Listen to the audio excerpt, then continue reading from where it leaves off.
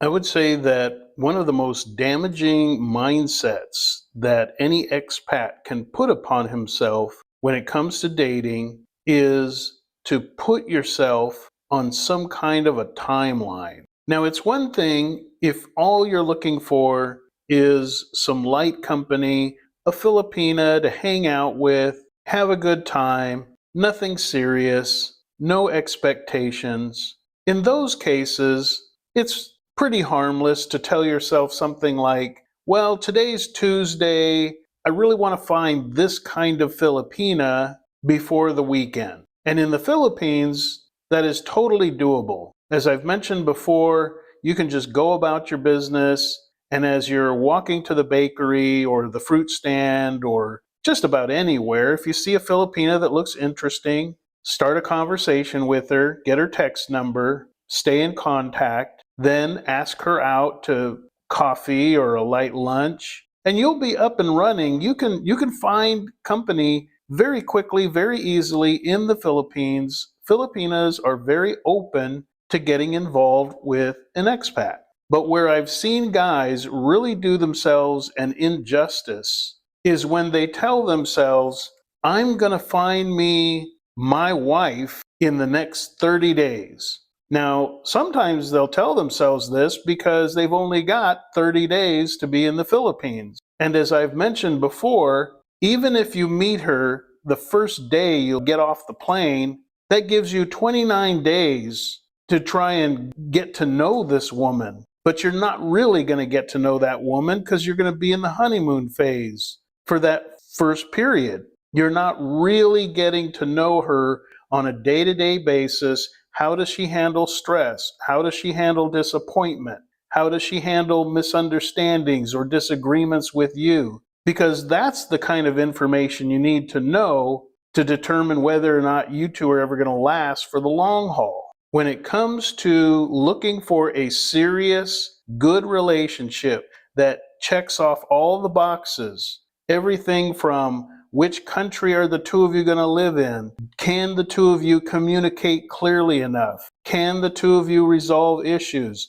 Are you okay with her having kids? Is she going to want to have kids with you? There are a lot of important factors that I've talked about in previous videos, and you're just not going to get all that done in 30 days. Now, I myself spent 7 years patiently dating one Filipina after another with an open mind each time. I spent 7 years dating one Filipina after another, and I had probably the highest, tightest criteria of just about any expat I've ever met. For instance, one of my criteria was that I do not want to raise kids in my retirement, which means I don't want to make any babies, and I don't want to entertain the idea of building a relationship with a single mother. Now, in case you haven't checked it out, the Philippines has one of the highest rates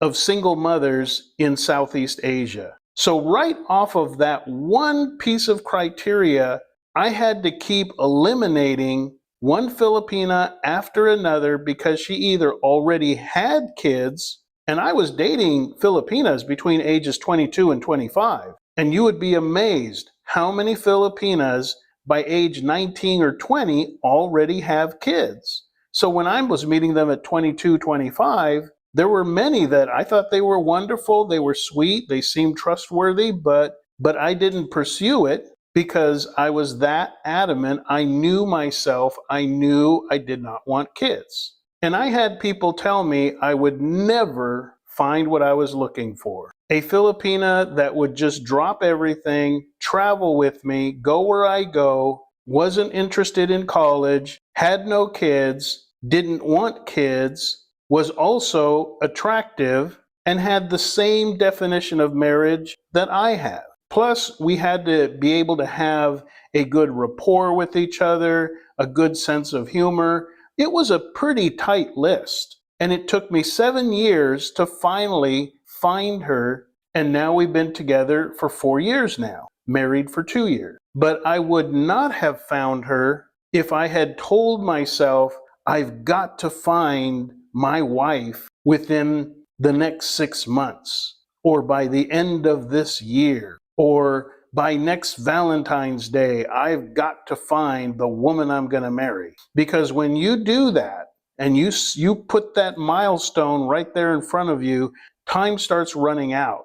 Every day that goes by, your ability to be rational gets chipped away, because now you've got one day less to meet your goal. And as the day gets closer and closer, you get more and more desperate. You begin compromising on what it was you wanted. Some woman crosses your path. She's maybe 60% of what you wanted. She's got some red flags. And then the guy decides, well, gee, I've only got 3 weeks left till my deadline I gave myself. I'm just going to stick with this and see if I can make it work. And then the nightmare begins. Now, you may ask, how did I learn this lesson? Because I'll tell you very clearly, up until my mid-30s, I was 100% guilty of this. After I got divorced, I told myself, I want to get married again. In fact, back then, I told myself, I want to get married to a single mom, because even though I had my kids in my life, the time that I didn't have them, I wanted to be a dad. That was a big part of my identity at the time. And so I would tell myself, after I got divorced, I don't want to live as a single guy. I want to get in a serious relationship, get started into a new marriage, and press on into my future. And I would put myself on a timeline, and it got me in trouble over and over. And the final time, the final woman I met that cured me of this once and for all was when I broke my rule about dating a woman that lived more than 30 minutes away. That was one of my rules when I was dating in California, because I wanted to be able to spend time together. And if it was more than 30 minutes away, that just wasn't going to happen often enough. But the year was starting to wind up, and I thought to myself, well, I've really got to make this happen. And here's this woman. Okay, she's, 40 minutes out. Maybe I can make this work. I won't go into all the details because it would take quite a while, but I'll give you the major bullet points. Within 30 days, I asked her to marry me. That's how bad my reasoning had been corrupted by putting myself on this self-imposed timeline that I had to get this dealt with. It was a problem I had to fix, and she was maybe the solution. Well, as it turned out, she was clinically diagnosed by her doctor, her psychologist, as a manic bipolar. Now, when I met her, she was on her upswing. She was this wonderful, confident, sexy, fun person to be with. And she told me, I really should have listened when she said this. She told me, I'm so happy now with you, I don't need my lithium anymore. I'm just gonna quit my medications. And I was like, well, what medications? And that's when it all came out. Well, the following 3 months were a complete nightmare. Being with a manic bipolar person, you find yourself walking on eggshells.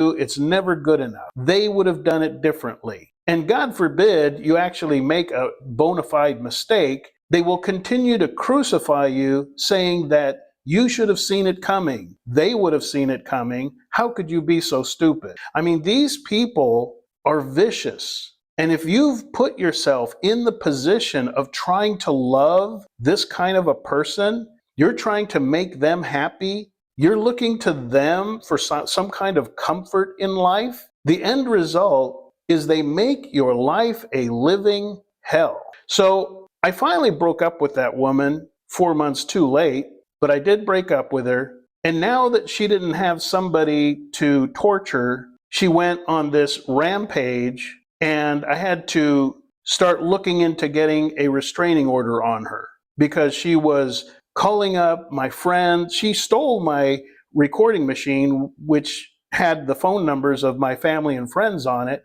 and she was calling them up at 3 o'clock in the morning when she'd get out of the bars. That was another thing. She was pretty much addicted to dance clubs, and she would drunk call everybody family and friends telling them I was this horrible person.